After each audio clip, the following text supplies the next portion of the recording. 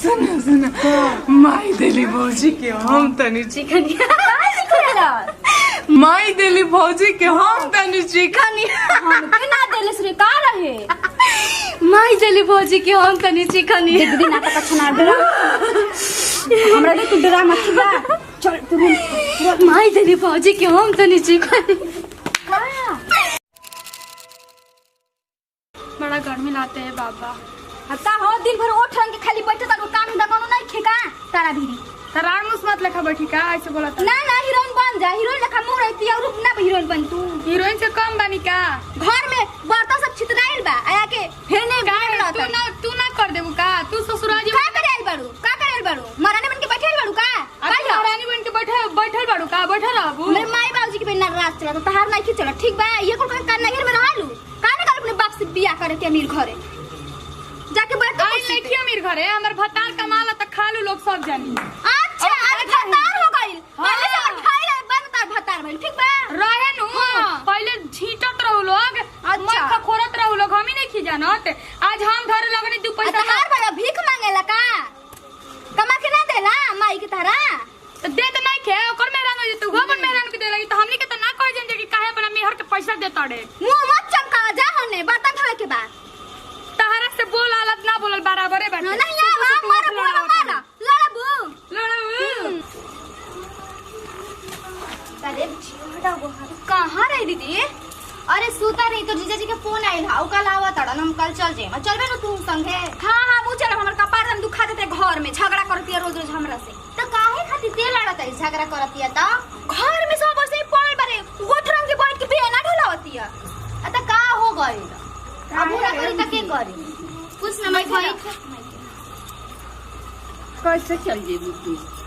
अत का करम अब कह तड़न लो कि आओ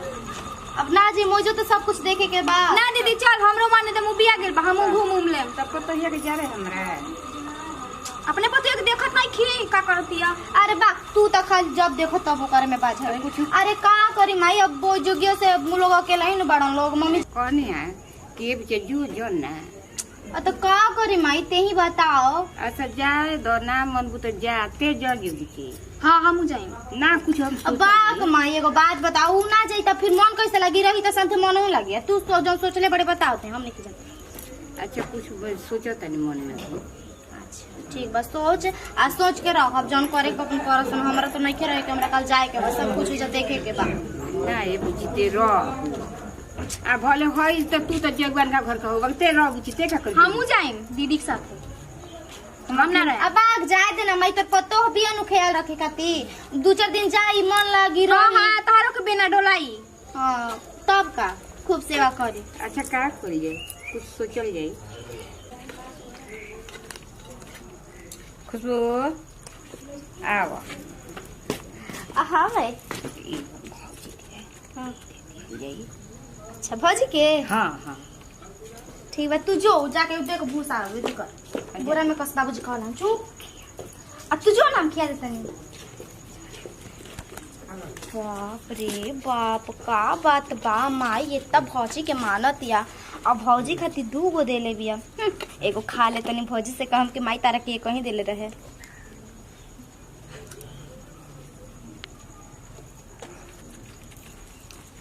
चली कपड़ा लटा उतार दी सब अरे भौजी कहाँ जाता रे अरे कपड़ा उतारे जाते नहीं बुची जी बैठा कहाँ बैठी हाय माई तारा के बहुत प्यार से दे रे बिया खाए खातिर खा ली मिठाई अच्छा ठीक बा आवत तनी ना रख दे तनी आवत तनी तो हम खा तनी ते खा जाना अरे बाबी जी हम खा लेम जानते नहीं बुनी बदरी के दिन बटे आ कपड़ा पसार तनी खटिवा पे रख दी ना रहुआ हम आवत तनी त खा ले आवत तनी जल्दी हम चली कपड़ा सब उतार देनी बोला दिन भाभी जी अरे खुश रही नंदोई जी बड़ा जल्दी आ गई नी अरे लेट होता जल्दी तैयारी नहीं कर का अभी अरे ना ना ना अरे पानी पी ना रवाग नी रवि खातिर तरह खड़े रहनी ठीक बात नहीं बोल दी तैयारी हो गई जल्दी अभी पानी लेके आवत नहीं ठीक है जय हो राम जी अब साला ससुरारी में पाहुन के पपड़ी ले पानी पियो गेला अरे ली ना ली पानी पी का कोनो दिक्कत बा का जी ना कोनी हां कि बड़ा बढ़िया मिठाई बा और बताई सब ठीक पानी जानू वहां के सब पहले ठीक ठीक बा भाभी जी टाइम नहीं के जल्दी और बनाई और रुकी कहां जाए कल काम कर जाएगा ड्यूटी पे जाएगा बा एक दिन ड्यूटी ना छोड़ सकम जी अपना कोई लेके छुट्टी है गई नो। अच्छा ठीक बा। ए खुशबू जी आई रात में नहीं दुल्हा कब नहीं है वो बहनी है न पूछो जल्दी बैग उठाओ अरे डुमरिया चौड़ डुमरिया ये हइया इज्जत होला पाउन के पपड़ी ले पाउन बंद पी अरे का हो गई पी लेनी तो घट में निका अच्छा रुकिए अभी मंगा देते नहीं हम मस्त ना पंच रहे। छोड़ा ना भौजी चलो जानी की ससुरारी के तुम जो सियाणी के पिया बाबू जी अब देखते बनी घर में भैया लोग नहीं खा जा। भूखा नंगा बड़ा सन सोची ना ससुरारी में पिया और रसगुल्ला मिली सबके सलाम अच्छा ला देते नहीं मंगा दे हम जब ये मिलल तो हम खाई चुपचाप पकड़ पकड़ जब देखो तब करते रहिला ठीक बा तैयारी हो चला बैग उठाओ और तैयारी का के बात है बाबू जी और सब ठीक बानू घर में और बताई हाल चाल क्या होता ऐसा ही देखत नहीं वो काम धंधा होता है ऊपर फोन के लगा नहीं दीदी जी कब आई नहीं है हाथ हूं लागा खालसा गोड़े लगबू ठीक बा हाथ हो लाग दी चलबू नो दीदिया के साथ हम चला तैयारी बैठू नो दीदी बतियाई जे हम आवत तनी बड़ा बुरा गेल बनी कहिया काम करिया पहले तनी करिया लागत रहे का खाता नहीं वो हार आँख मुटा गुल बा अब गोर लगबे करम को गई करिया लगते हैं गोर लगते हैं कहीं नियत नहीं कर धप तू सियान न हो गुल बाड़ू पहले न दतवा बड़े बड़े लगा सासू माँ से कह के जल्दी तोहरो बियाह करावा तनी हमारा पे का नजर डाला तू गोर बनी करिया हम साथे दिन करम अरे शादी करबू कि ना करबू तारा बाप माई के जिम्मे हमारा का जिम्मे जा बोलो दीदी के बोलो काहे टेड़िया तड़े इतना जा जल्दी चलो ससुरारी में तनिको इज्जत होती है काला बार बार ससुरारी ना जाए देखिए अभी तक से बकर बकर धरी बेग चल टेम्पू ले भाई टेम्पू ले ली ना कि साइकिल लेके आवेला टेम्पू सब थोड़े ना नसीब में वाला टेम्पू चले के कितना कंजूस टेम्पू पे पड़न चढ़ो। दिया जीजा एगो 4 व्हीलर कर लेवे के चाहत रहे तो देहा देवे के टेम्पू ही है पैसा कुल का करे आपन साइकिल होइए नहीं के आ टेम्पू 4 चल आएगा पूरा ऑल इंडिया टेम्पू ही चलता है कार नहीं है कोई कम बचत बा चलो अच्छा ठीक है बस चल ना मुंह हमें ढक हिला ना तुम बाप के ला पड़े ले फेंका जीबू हां दीदिया बने लगनी नु शेर अपन घर तो कुतो ओके से वाली पन का दादी में लइका ताकत रसन बट मेरा लोग लोग देखले हमारे मेरे लोग के ले फ्री के अब चली ना गांव भर के भौजाई तो कैसे ना मेरा लगा फिदा का तो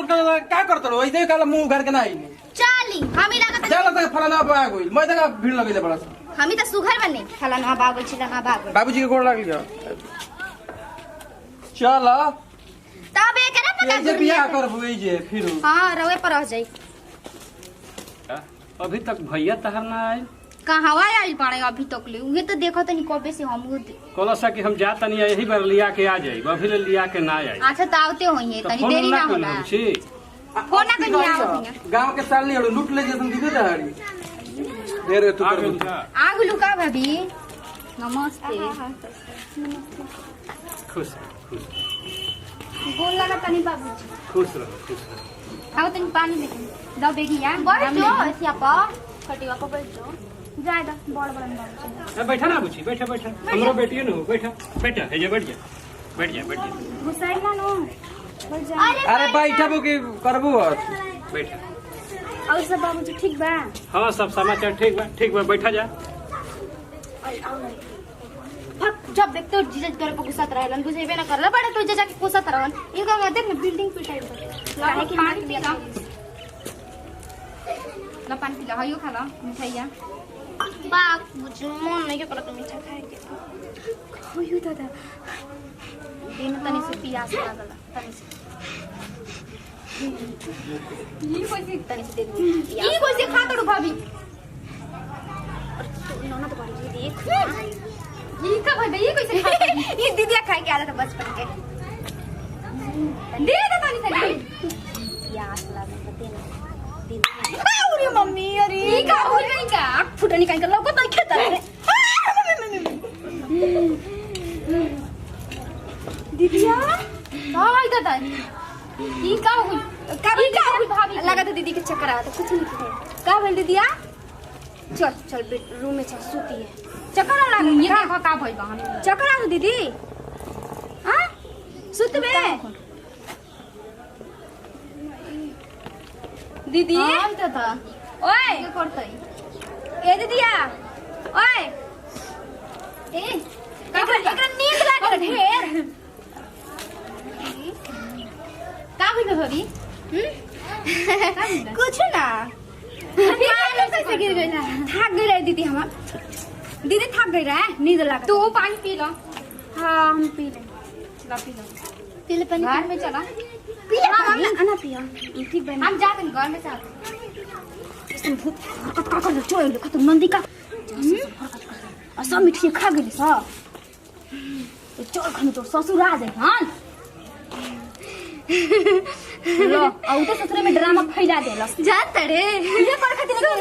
सुन माई देली भौजी के हम तनी चिकनी माई देली भौजी के हम तनी चिकनी के ना देलस रे का रहे। माई देली भौजी के हम तनी चिकनी दीदी नाटक अच्छा ना डरा। हमरा के तू ड्रामा खिला। चल तू माई देली भौजी के हम तनी चिकनी माई देली भौजी के हम तनी चिकनी चल रे ई का करतो हो। माई देली भौजी के हम तनी चिकनी ई का हो करी हो। बोलावा ना जीजा जी के कहां गइल। पापा बाबूजी दीदी आ माई देली का हो रे का चिल्लात है तनी चिकनी देखो ना भैया का करतो ई का हो गेलो। माई देली भौजी के हम तनी चिकनी का माई देलस भौजी के। अरे का का तनी बोलছিস? का बनी भाभी के का भइल बा हो। मारा वाला पड़ेले फेंका जीबू माई दलस भौजी का हम तनी का हो गेल का हो गेल रे माई देलस भौजी के हम तनी चिकनी का चिखले ना रे का चिखले अरे बाहर तनी को सर भाई माई देलस भौजी के हम तनी चिकनी। अरे पकड़ क्या कर दे पार नाटक कर में तो हम चल जाए बबी। माई देलस भौजी के हम तनी चिकनी देख ले पड़ा मारा चिखवा देता है माई देलस भौजी के हम तनी चिकनी का भइल बा हो। का बोलो तेरा बहनिया का फरका का बीमारी होला तू का जाना तो नु का भइल बा इनकर। माई देलस भौजी के हम तनी चिकनी वटन तो विद्या भइल का कुछ कसम से मैं कुछ नहीं के ए बाबूजी एकरा कोनो बुझा त पगलई के बीमारी भई डॉक्टर भी देखावे के पड़ी भैया हो लागो त कि कुछ कह देले बैसन इनका गौवा बोल का। माई देलस भौजी के हम तनी चिकनी कैसे बोला तड़ू का चिखले ला कटहर चिखले सन पापा रे बुझा गई देले बड़ी इनकर माई कुछ खा लेल बड़ी वही में डांट कह के देले होइया जा। दीदी देख हमरो के लिए अरे तई कह तारी कि माई दिहलस भौजी के हम तनी चिखनी त माई देले रहे भौजी के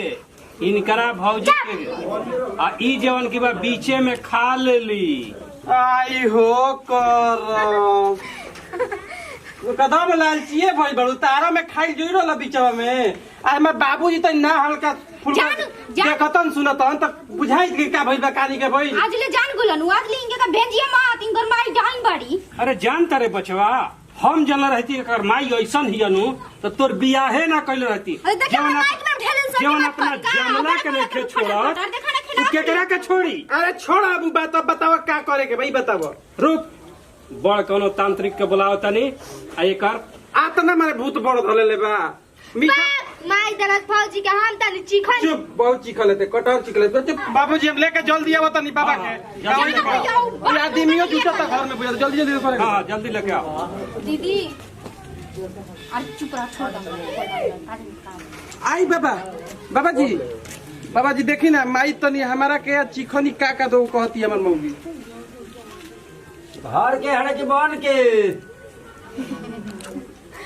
राही धैले बन में धैले ओझा दिला डांग दिला खोरी धैले खावे धैले राहे धैले बाटे धैले बोल नैहर धैले की सासू कबारी जोड़ी तोरी एक नैहर का देले रहे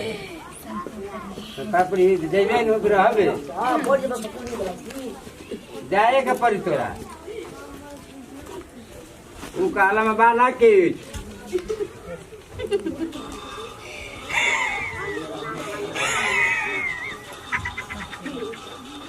मारी दे भग दे जाए के पड़ी होई का बनावता रे। का करी बाबा बोली जल्दी और कहे बोलाई तो पहले अरे पुट्ठा भगवे की नहीं जैसे हे जा बैठ बैठा रे पाया तू बैठ खाओ एक मिनट बाबा तनी मारी एक जोड़ी आदि पुतानी मोय तनी कबारी के फेंक दी तो हेले काहे खाती हेले ना मुखिया में हो मले का चले आऊं तनी ढंग से है काट कर दे अब बोल देवे कि रहा बे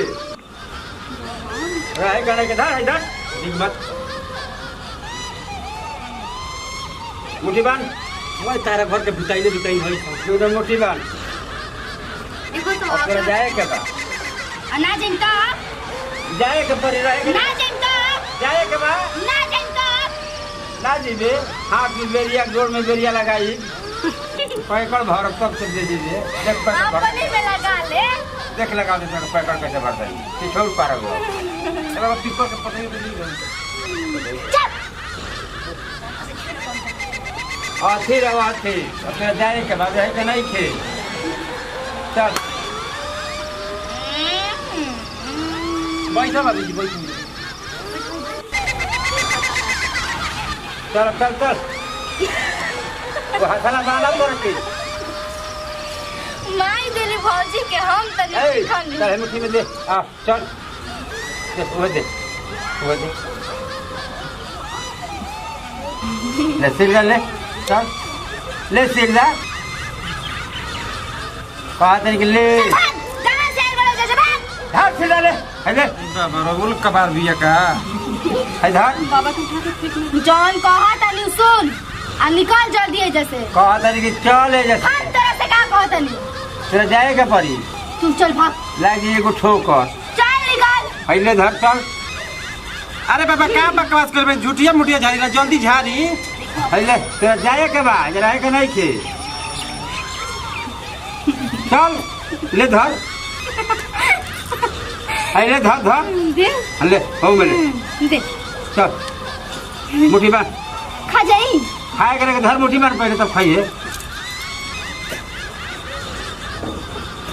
चला ले से चला मुट्ठी में दे चल आप दे आओ चल आओ आओ चल ना चल चले के मेरे ना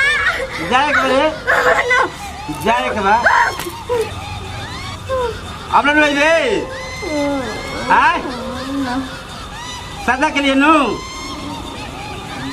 जो अब मत ये कमाओ दीदी ला तार दीदी भूत खेलत तारी सारा भूताइन दुताइन घर के मजे तो इसन काज करे हमारे घरवा में गोड़ लगवा बाबा के कम से कम बाबा ते झादी बढ़िया से तो फिर कुछ गोड़ लगा कहे के मत पूछो ना होई किछो ना होई अब तो हमरो का सीधा सब कोई अब आवाज रही